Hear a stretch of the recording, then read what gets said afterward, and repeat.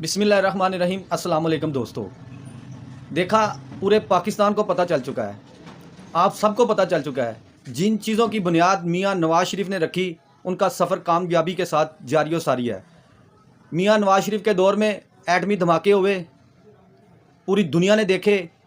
अब हिंदुस्तान की जुर्रत नहीं है वो पाकिस्तान की तरफ मैली आँख के साथ देखे, हम उनकी आँखें निकाल लेंगे।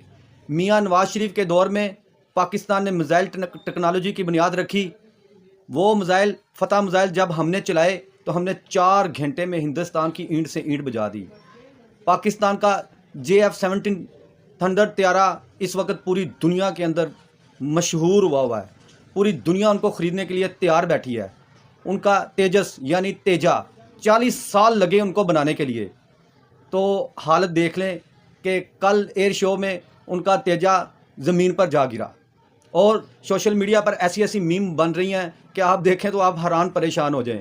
किसी ने उनको पैम्पर पहनाया हुआ है, किसी जगह से उनका तेल लीक हो रहा है और त्यारा ज़मीन पर आ गिरा।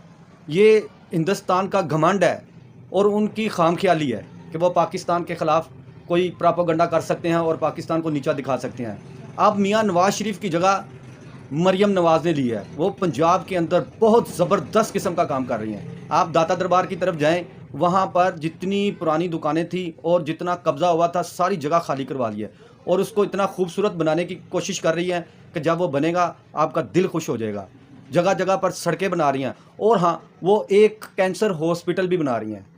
इंशाअल्लाह ताला जब वो बनेगा तो पूरे लाहौर को, पंजाब को, बल्कि पूरे पाकिस्तान को उसका फ़ायदा होगा। मरियम नवाज़ बहुत ज़बरदस्त किस्म का काम कर रही हैं और अल्लाह पाक उनको सेहत तंदुरुस्ती दे। इंशाअल्लाह ताला वो ऐसे ही काम करती रहे। अगर आपको मेरी वीडियो पसंद आती है तो भाईजान उसको लाइक कर दिया करो और सब्सक्राइब किया करो। सब्सक्राइब करने से आपका कुछ नहीं जाएगा लेकिन हमारा हौसला बढ़ा होगा। और बेल के बटन को ज़रूर दबाया करो ताकि आने वाली हर वीडियो आप तक पहुँचे। आप हमारा साथ दें, हम आपको अच्छी से अच्छी वीडियो देंगे। पाकिस्तान जिंदाबाद।